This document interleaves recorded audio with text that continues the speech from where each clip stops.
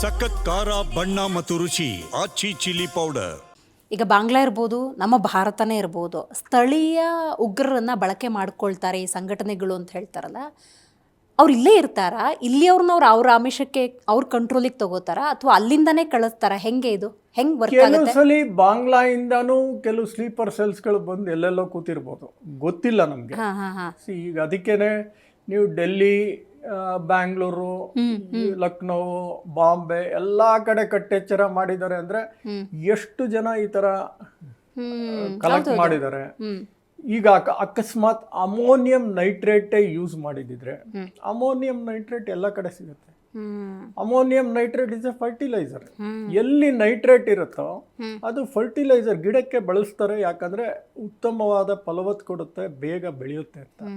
So ಅದ್ರನ್ನ diesel ಜೊತೆ mix ಮಾಡಿದ್ದಾರೆ. ಅದು ANF ಫ್ಯೂಯಲ್ ಅಂತ ಕರೀತಾರೆ, ಅಮೋನಿಯಂ ನೈಟ್ರೇಟ್ ಫ್ಯೂಯಲ್ ಅಂತ.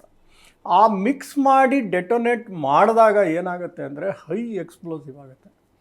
ಸೊ ಇದು ಭಾಳ ಕಲೆಕ್ಟ್ ಮಾಡಿ ಇಟ್ಕೊಳ್ಳೋ ಅಂಥ ವಸ್ತು. ಅದನ್ನು ಅವರು ಪ್ರಯೋಗ ಮಾಡಿರ್ಬೋದು, ಹೇಳೋಕ್ಕಾಗಲ್ಲ.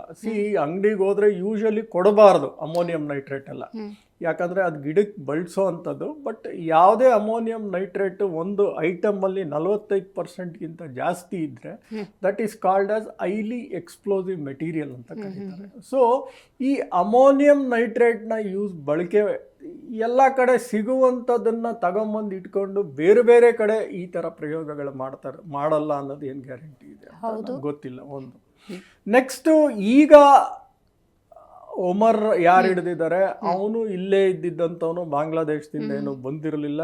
ಅವನು ಅಲ್ಲೇ ಓದಿದ್ದು ಗೌರ್ಮೆಂಟ್ ಮೆಡಿಕಲ್ ಕಾಲೇಜ್ ಶ್ರೀನಗರದಲ್ಲಿ ಓದಿ, ಮತ್ತೆ ಅಸಿಸ್ಟೆಂಟ್ ಪ್ರೊಫೆಸರ್ ಆಗಿ ಇಲ್ಲಿರೋ ಯಾವುದೋ ಫರೀದಾಬಾದಲ್ಲಿರೋ ಹರಿಯಾಣದಲ್ಲಿ ಫರೀದಾಬಾದಲ್ಲಿ ಒಂದು ಕಾಲೇಜಲ್ಲಿ ಅವನು ಅಸಿಸ್ಟೆಂಟ್ ಪ್ರೊಫೆಸರ್ ಆಗಿ ಕೆಲಸ ಮಾಡ್ತಿರ್ತಾನೆ. ಸೊ ಅವನು ಈ ಜಿಹಾದಿಗೆ ಮನೋಭಾವ ರ್ಯಾಡಿಕಲೈಸ್ ಆಗಿ ಈ ಕೃತ್ಯಕ್ಕೆ ಡಾಕ್ಟರ್ಸ್ಗಳು 3 ಜನ, ಅದರಲ್ಲೊಂದು ಲೇಡಿ ಡಾಕ್ಟ್ರು ಇರ್ತಾರೆ, ಅವ್ರ ಲಾಕರ್ಗಳಲ್ಲೂ ಗನ್ಗಳು ಸಿಗತ್ತೆ. ಸೊ ಈ ಥರ ಟೆರರಿಸ್ಟ್ ನೆಟ್ವರ್ಕ್ ಶುರುವಾಗಿರೋದ್ರಿಂದ ನಾವು ಇಂಟೆಲಿಜೆನ್ಸ್ ಅವರು ಇನ್ನೂ ಒಂದು ಹೆಜ್ಜೆ ಮುಂದೆ ಹೋಗ್ಬೇಕಾಗತ್ತೆ, ಇನ್ನೂ ಹೆಚ್ಚಿನ ಟೆಕ್ನಾಲಜಿ ಬೆಳೆಸ್ಬೇಕಾಗತ್ತೆ. ಅಂದರೆ ಆ ಟೆಕ್ನಾಲಜಿ ಯಾವ ಥರ ಬಳಸಬೇಕು, ಯಾವ ಥರ. ಸೊ ವಿ ಆಲ್ಸೋ ನೀಡ್ ಬೇಗ ಅಪ್ಗ್ರೇಡೇಷನ್ ಜಾಸ್ತಿ ಆಗಬೇಕಾಗುತ್ತೆ. ಯಾವ ಥರ ಅಂತ ಸರ್? ಈಗ ಅಮೋನಿಯಂ ನೈಟ್ರೇಟ್ ಅಂತ ನೀವು ಎಲ್ಲ ಕಡೆ ಸಿಗುತ್ತೆ ಅಂತ, ಇಲ್ಲಿ ನಾವು ಮಾಡೋ ಅಂಥವ್ರು ಯಾರು ಅಂತ ಕೃತ್ಯನ, ಆ ಮನೋಭಾವದವ್ರು ಯಾರು, ಅದನ್ನ ಮಾಡಕ್ ಮುಂಚೆ ಭಾಳ ಪ್ಲಾನಿಂಗ್ ಇರುತ್ತೆ. ಸುಮ್ಮನೆ ತಗೊಂಡೋಗಿ ಯಾರೋ ಒಂದು ಅಮೋನಿಯಂ ನೈಟ್ರೇಟ್ ಸಿಕ್ತು, ಅದು ತಗೊಂಡೋಗಿ ಅಲ್ಲಿ ಇಟ್ಬಿಟ್ಟು ಡೆಟೋನೇಟ್ ಮಾಡ್ಬಿಡ್ತೀನಿ ಅಂದ್ರೆ ಎಲ್ಲ ಆಗಲ್ಲ.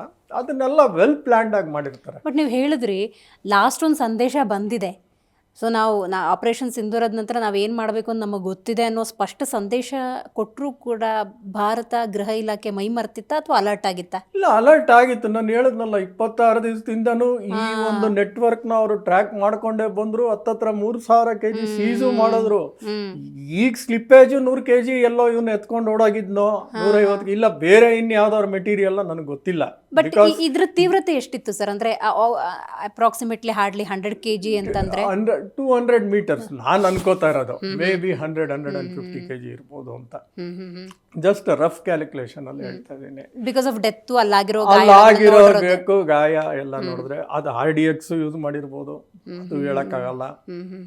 ಬಟ್ ಈಗ ಕೆಲವು ಮಾಧ್ಯಮಗಳು ಅಂದರೆ ಕ್ರೆಡಿಬಲ್ ಸೋರ್ಸಸ್ ಇನ್ಫಾರ್ಮೇಶನ್ ಬರ್ತಾ ಇರೋ ಪ್ರಕಾರ ಅಮೋನಿಯಂ ನೈಟ್ರೇಟ್ ಫ್ಯೂಯಲ್ಲೇ ಯೂಸ್ ಮಾಡಿದ್ದಾರೆ ಅಂತ. ಯಾಕಂದರೆ ಆ ಬ್ಲಾಸ್ಟ್ ಆಗಿರೋ ಏರಿಯಾನ ಕವರ್ ಮಾಡ್ತಾರೆ ಫಸ್ಟ್.